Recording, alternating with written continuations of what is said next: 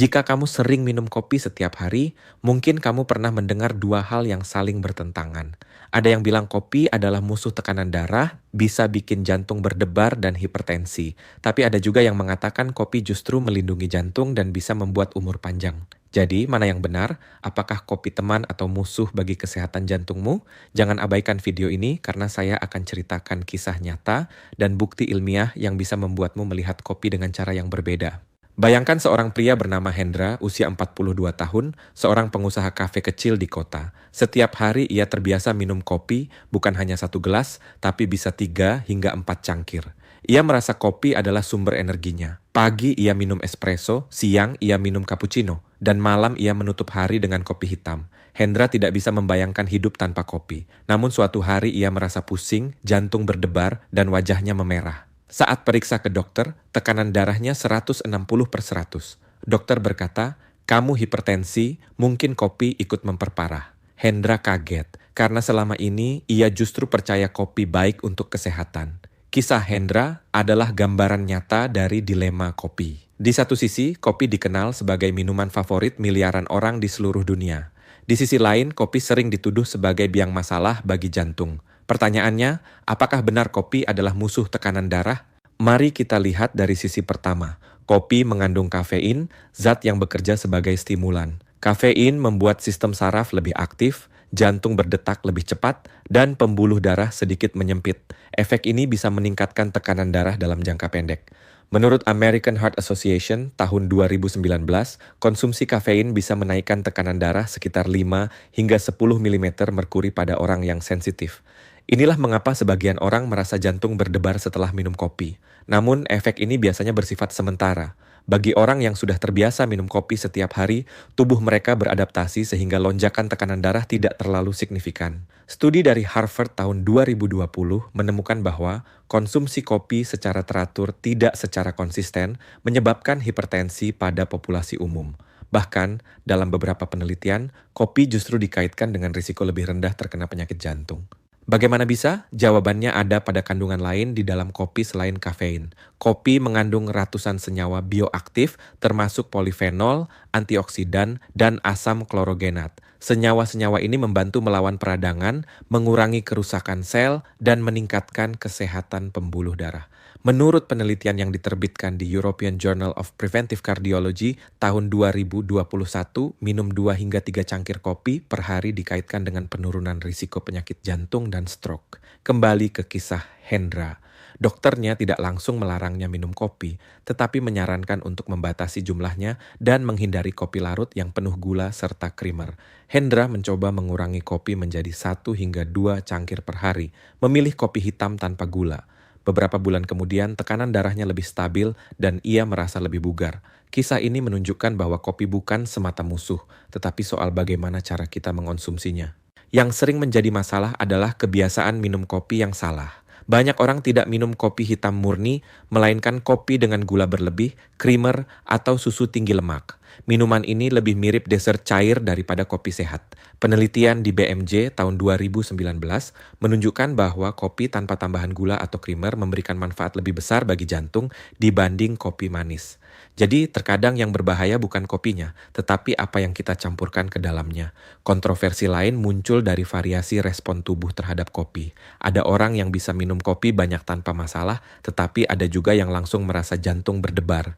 Perbedaan ini dipengaruhi oleh genetik, terutama gen yang mengatur metabolisme kafein. Studi dari Journal of Hypertension tahun 2018 menjelaskan bahwa orang dengan metabolisme kafein lambat lebih rentan mengalami hipertensi jika minum kopi berlebihan. Jadi kopi bisa menjadi musuh atau teman tergantung pada siapa yang meminumnya. Kopi juga sering disalahkan sebagai penyebab utama hipertensi karena efek kafeinnya yang membuat detak jantung naik. Namun menurut WHO tahun 2020, faktor risiko hipertensi yang lebih besar tetaplah pola hidup tidak sehat, seperti kurang olahraga, konsumsi garam berlebihan, obesitas, dan stres kronis. Kopi hanya salah satu faktor kecil, bukan penyebab utama. Mari kita lihat sisi positifnya lebih jauh. Studi dari Circulation Journal tahun 2020 menemukan bahwa konsumsi kopi moderat dikaitkan dengan risiko lebih rendah terkena gagal jantung. Alasannya, Antioksidan dalam kopi membantu menjaga elastisitas pembuluh darah, mengurangi peradangan, dan meningkatkan metabolisme. Bahkan, beberapa penelitian terbaru menunjukkan bahwa kopi bisa menurunkan risiko diabetes tipe 2 yang merupakan faktor risiko utama penyakit jantung. Namun bukan berarti kopi adalah obat ajaib, semua manfaat itu hanya berlaku jika dikonsumsi dengan bijak, tidak berlebihan, dan tanpa tambahan gula berlebih. Jika kamu minum 5 hingga 6 gelas kopi manis setiap hari, maka risikonya justru lebih besar. Kembali ke dunia nyata, banyak orang yang merasa lebih hidup setelah minum kopi. Mereka merasa fokus, semangat, dan energik. Efek ini memang nyata karena kafein meningkatkan pelepasan dopamin di otak, membuat kita merasa lebih waspada. Tetapi jika dikonsumsi berlebihan, efek ini berbalik menjadi gelisah, cemas, sulit tidur, dan tentu saja tekanan darah lebih tinggi. Kisah nyata lain datang dari seorang wanita bernama Lestari, 35 tahun. Ia bekerja sebagai editor dan sering begadang. Untuk tetap terjaga, ia minum kopi hingga 6 cangkir per hari. Awalnya ia merasa kuat, tetapi lama-lama ia sering sulit tidur, tekanan darahnya naik, dan ia mengalami serangan panik. Dokternya akhirnya menyarankan untuk membatasi kopi maksimal 2 cangkir sehari. Setelah ia patuh, gejalanya berkurang dan ia merasa lebih sehat. Kisah ini menunjukkan bahwa kopi bisa menjadi pedang bermata dua, tergantung bagaimana kita menggunakannya. Kontroversi kopi juga sering dibicarakan di media sosial. Ada yang menyebut kopi sebagai penyelamat hidup, ada yang menyebutnya racun. Faktanya, kebenaran ada di tengah-tengah. Studi besar di Annals of Internal Medicine tahun 2020 yang melibatkan ratusan ribu orang menemukan bahwa konsumsi kopi moderat sekitar 2 hingga 4 cangkir per hari dikaitkan dengan risiko kematian yang lebih rendah secara keseluruhan. Artinya, kopi bisa menjadi bagian dari gaya hidup sehat jika dikonsumsi dengan benar. Namun ada satu kelompok yang harus berhati-hati, yaitu penderita hipertensi yang sudah parah. Jika tekanan darah sudah tinggi, kafein dari kopi bisa memicu lonjakan tambahan yang berbahaya. Menurut Hypertension Journal tahun 2019, orang dengan tekanan darah tidak terkontrol sebaiknya membatasi kopi maksimal 1 cangkir per hari, atau bahkan menghindarinya. Jadi, kopi musuh tekanan darah atau justru bisa melindungi jantung? Jawabannya adalah keduanya. Kopi bisa menjadi musuh jika dikonsumsi berlebihan, penuh gula, atau diminum oleh orang yang sensitif terhadap kafein. Tetapi kopi juga bisa menjadi pelindung jika diminum dalam jumlah sedang, sekitar 2 hingga 3 cangkir per hari, tanpa gula, dan sebagai bagian dari pola hidup sehat. Kembali pada Hendra, setelah ia mengatur cara minum kopi, ia tetap bisa menikmati kopi tanpa merusak kesehatannya. Ia memilih kopi hitam, membatasi jumlahnya, dan mengimbanginya dengan olahraga serta tidur cukup. Kini, ia tidak lagi merasa pusing, tekanan darahnya terkendali, dan ia tetap bisa menikmati hobi sekaligus pekerjaannya.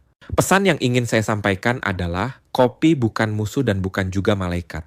Kopi adalah bagian dari hidup yang bisa menyehatkan atau merusak, tergantung bagaimana kita memperlakukannya. Jika kamu ingin jantung sehat, nikmati kopi dengan bijak, jangan berlebihan, dan selalu dengarkan tubuhmu.